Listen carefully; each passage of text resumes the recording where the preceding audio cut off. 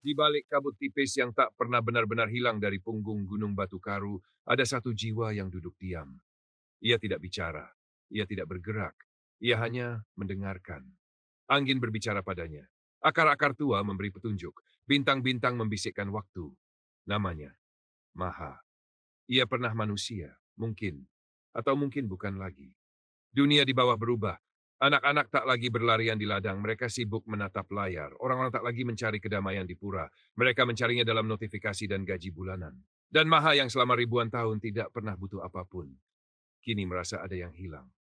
Ia membuka mata. Untuk pertama kalinya setelah entah berapa musim, ia berdiri. Ia mengenakan pakaian yang bahkan tak cocok di tubuhnya. Sepasang sepatu yang baru pertama kali ia pakai. Dan sebuah tas selempang berisi lembaran yang katanya lamaran pekerjaan. Ia menunggu. Di bawah sana, dunia tidak mengenalnya.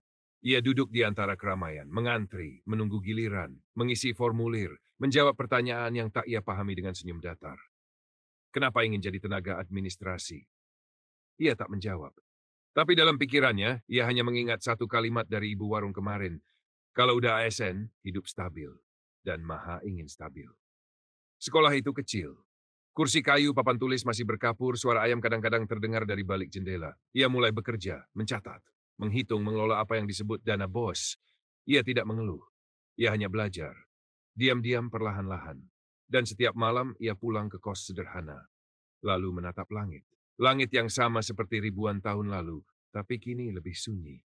Namun dunia ini tak hanya berubah, ia juga membuka kembali pintu-pintu lama. Di tempat yang tak terlihat, ada yang bergerak.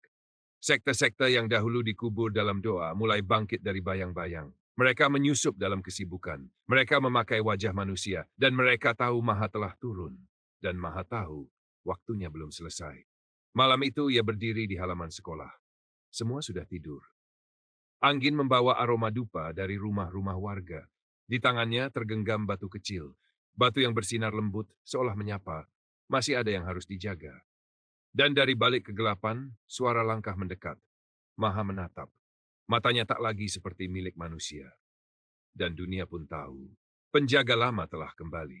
Jika kau merasa kisah ini menyentuh sesuatu dalam dirimu, jangan lupa untuk like dan subscribe. Bagikan cerita ini kepada mereka yang mungkin juga sedang mencari makna hidup di dunia yang terlalu cepat. Dan jika kamu ingin membantu Maha terus berjalan, kau bisa berdonasi lewat Saweria. Setiap dukunganmu adalah semangat bagi kami untuk melanjutkan cerita ini. Sampai jumpa di episode 2. Kisah ini baru saja dimulai.